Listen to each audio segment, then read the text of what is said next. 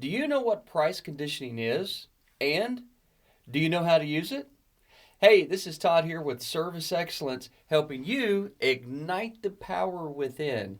And today we are going to talk about one of the great ways to condition your price for your client. Now, why do you want to do this? Why do you want to condition price into the mindset of your client? Well, it's really simple. If you don't do a little price conditioning, what's going to happen is you're going to get to the end of your presentation, you're going to present the price, and the client may go ahead and freak out. And if they freak out, or if they get angry, or if they get confused, what they don't do is buy from you. So I'm going to show you one of my favorite techniques. It's called the investment factors.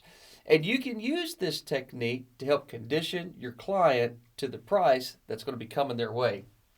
All right, let me grab my board here, and I'm going to show you essentially how this works.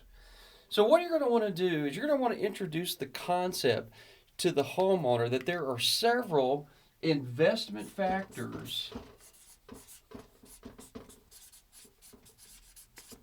that will affect the overall price of the system that you're going to be talking to them about today.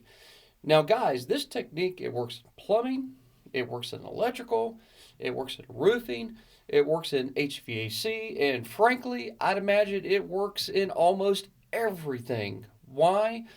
Because there are obviously things that are going to affect prices in almost anything we purchase. So let's break down what those things essentially are. Now, I'm going to use words here like the size of a system. You can feel free to alter that. So here's the first one. Let's just say that one of them is the general size. Now, again, if we think about this in terms of any of the trades, what we can basically come to the same agreement to is that the bigger something is, the more it's probably going to be as an investment. So if you're a roofer, the more squares that you have to put onto a roof, the more material that's going to be, i.e., the cost is going to be greater. If you're in the heating and air conditioning business, the bigger air conditioning system, the more the investment. Plumbing, you got it right. The larger the BTU on the water heater, the larger the investment. So size. That is one of the investment factors. Pardon me. The other thing would be its features and its benefits. Now, specifically, what type of features and benefits? Well, why don't we look at things like efficiency, right? So efficiency could be one of these factors. Going back again to the concept of heating and air conditioning or to the concept of water heaters, the more efficient a system is, the more of the fuel that goes into heating and cooling your water or your home, I should say heating your water, heating and cooling your home, obviously that's going to be more of an investment for the homeowner to make in terms of the overall system. The less efficient, the less initial investment, but then of course, the more waste, the more long-term cost. So here's a couple factors: the size, the efficiency. Now, there are other features and benefits, such as, just to say, personal choices. Now, by the way, you could identify personal choices in many different ways, right? So, going back again to the electrical example, perhaps if I'm a homeowner, what I want you to do is not only put a panel in, but I want you to include entire home protection with that panel. I want every outlet in my house to have built-in surge, built-in arc. I want all of these safety bells and whistles. And not only that, but I want you to go ahead and install new outlets that have USB charging points. And I could do many, many more things like that if I were a homeowner and you had some great personal choices for me to choose from on the electrical side of things. Now, obviously, every one of those personal choices, it's going to do what? You got it. It's going to increase the overall investment. But it's a choice that that homeowner gets to make if they want to. Same thing with heating and air conditioning. You may want to add an amazing HEPA filter to your heating and air conditioning system. Hey, personal choice. Back to the plumbing world.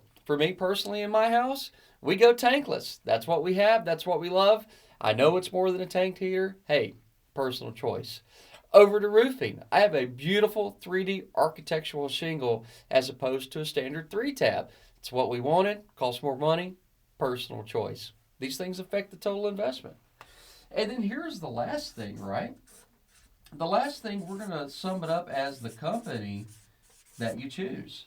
And I think it is totally fair and wise to tell a homeowner that the people that they put into their homes is obviously going to have an effect on the overall total. You hire a great reputable company like yours, it's people that train, people that really invest in their people, pay them top wages so that they get great quality installs. That is going to cost a little bit more than hiring a company that doesn't do those things. But the end result is you hire a great company. Yes, you pay a little bit more today, but it's always less in the long run compared to the headaches that come with hiring the wrong company. So when you take a look at this and you're describing these investment factors to a homeowner, in essence, what you're saying is that investments can range from a certain amount of dollars to a certain amount of dollars more. And the beautiful thing about that, because of the way that you are going to educate and present to the homeowner, is that you are going to help them through this process and they are going to pick the options that they want, which means ultimately, they are building out their own price. So even though there are factors that will increase the total investment or decrease it, ultimately that price decision is up to the homeowner. And that, my friends, is power. And when you do this and you present this in such a way, even by talking about what these ranges could look like early in the call, then your presentation for that point forward is all going to be about building the system that they want, and they're going to understand that every choice increases total investment. And they will be conditioned to the price so that when you get to the end, you're going to be able to work on yeses and nos and limit objections. And frankly, as a professional salesperson, that's really what you want to do, isn't it? You want to eliminate the objections before they occur so that when you get to the end, you can get a yes or you can get a clear no. But ideally, it's a yes. All right, this is Todd with Service Excellence, helping you with one more tip that's going to boost your personal closing percentage and average ticket in terms of how to use investment factors to price condition your client. And as always, if you need any help in your business, we can do that. We can do that through our in-person training at your location. We can do it through our live training, live online, one-on-one, using apps like Zoom. Or you can even come see us in the classroom in Austin, Texas, as we help you ignite the power within yourself and the people on your team.